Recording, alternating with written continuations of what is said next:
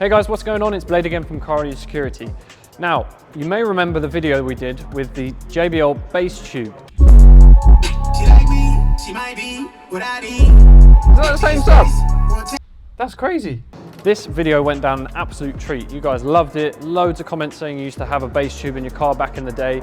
And yeah, we really appreciate the response. Now, JBL also do a different version of this sub. So, we've got the bass tube here. And we've also got the BassPro 12.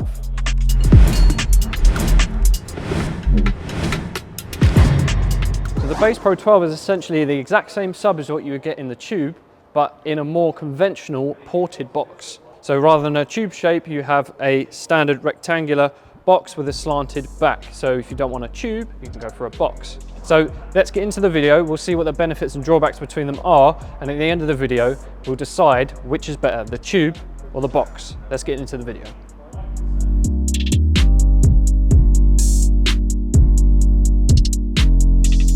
Okay, so let's take a closer look at the JBL BassPro 12. What you get in the box consists of essentially what's in front of me here. You have 4-pin plugs with speaker cable on the end. What this is your high level input. So if you haven't changed the head unit or you can't change the head unit in your vehicle, but you want to install this, you can send a speaker signal directly into this rather than an RCA. Next, you will receive your bass controller. So you have this connection on one side and you have the controller on the other, which has a nice kind of linear controller, which goes from minimum to maximum, and then you can stick that up at the front of the car. That also comes with a piece of double-sided tape Velcro, which you can stick to there and then mount it up inside the car somewhere.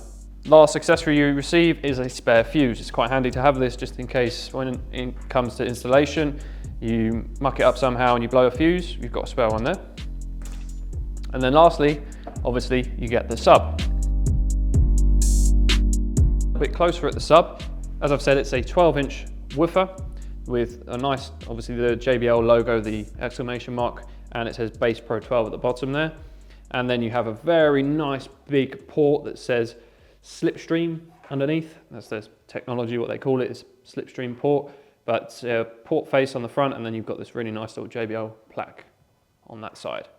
If you turn it to the side, flat at the front, slanted at the back, this way you can push it up to the back of your seats, which will be angled like this.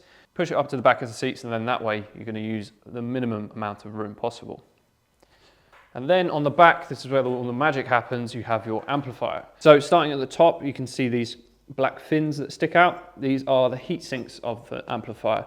It's very rare to see these on inbuilt amplifiers, but this is a good thing to have, which keeps the amplifier cool because it's kind of mounted inside the box. It's good to have these fins so you have air passing through and it cools the amplifier down. So that's quite nice.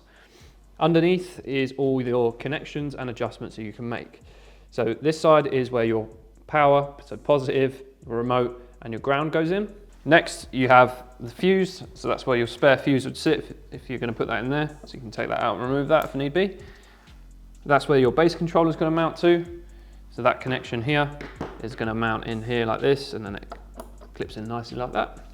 Next to that, you have your controls. So we have a variable low pass filter, bass boost, and gain control. So your low pass filter will basically determine what frequency you want the subwoofer to stop playing at or start playing at, essentially. So it will play from whatever number, let's say so it's got a marking here at 80 Hertz. So if you turn this to point towards 80 Hertz like that, it will play from 80 Hertz and down. Next you have bass boost, and then you have your gain control, which is obviously what you need to set up when you first install this. So you can turn it up until you start hearing distortion, and you can back it off a little bit. Next to that, you have a phase switch. So that's just a little flick switch just there. Next to that, you have your RCA inputs, high level input. And then lastly, you have auto turn on switch.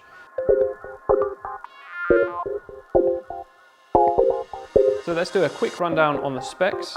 This is 150 watts RMS and 450 watts peak. Now, this 150 watts RMS does not sound like a lot, but I'm pretty sure these are going to perform very well, which we're going to test in a minute. This will play down to 30 Hertz and play up to 200 Hertz. Now, playing down to 30 Hertz is pretty impressive for something of this kind of output and this kind of price point. So it's going to give you a good bass response from that 30 Hertz frequency, which is something you can feel in your chest, all the way up to 200 Hertz. And then finally dimensions, we're going to put dimensions up on the screen now. Right, that's it on the rundown of the JBL Bass Pro 12. Now, there's only one thing left to do, the exciting bit. Let's give it a test. So let's take it downstairs, plug it into the EP3, and I'll give you my honest thoughts on what I think it sounds like. So we're going to hook this up into the EP3. It's a very simple process. This car has already got amplifier wiring in place essentially, but with an aftermarket head unit, it's literally a case of connecting your power, your ground, your remote, and your RCAs. That's basically it. Chuck it in the car, and away you go. So let's shut the boot, and we'll have a listen. Okay, so we've got it all hooked up. We've got our head unit playing some lovely copyright-free music. Thank you very much, YouTube. But we've demoed this song before, and I think we actually demoed it on the bass tube. So this should be a good comparison. But what we'll do later in the video is we'll hook up the bass tube again, and we'll kind of get a comparison from my experience between the two. It's going to be difficult for you guys to hear it. But let's play it and we'll see how it sounds. She like me, she might be what I need. She gets spicy, want taste test, come Blayde. I'm icy, way too icy. I get paper, I'm big screen, I'm spiky. I'm flabby. Yeah, again, you can't go wrong with that. That thing absolutely pounds. For what it is, the low power, sorry, let me pause this. The low power that it's actually consuming or using, but I think it's all in that box design. The box is designed so well that it gives you such a punch and deep kind of grunty bass that fills a car like this, a hatchback. It's more than enough. I mean, it's really, really good. You could see the my little Slam Sanctuary air fresheners vibrating everywhere, my mirror's vibrating, and the kind of sound that you can expect from a 12-inch sub like this. It's a very good all-round sub. You're going to get, like I say, you're going to get a decent amount of punch, you're going to get a decent amount of lows. It's a very good all-rounder. If you were to go for something like a 10, it's going to be a bit more punchy and maybe sacrifice a bit of the lows, but then at the same time, if you go to a 15, then you're going to have much better lows, but you're going to sacrifice a little bit on the punch. Again, that's power dependent as well. Just to clarify as well, this is obviously not going to be for someone like a bass head, someone that's used to loads and loads of bass in their car. They're looking for something to rattle the whole car and hear it from outside the car. It's not for that. This is for someone that's looking for a really good amount of bass without having to spend loads of money, without having to buy a separate amplifier, something that's going to work well in a smaller car, hatchback or something like that. And again, it's not going to be something too complicated to install either. So it's a very simple installation, very good bass reproduction, very good quality. It's going to last you a long time, and just generally fantastic product. Right, so I think I'm going to need a reminder on how the bass tube sound versus this. So I'm going to do a switcheroo. I'm going to jump back in the car, have a listen, and see what the differences really are.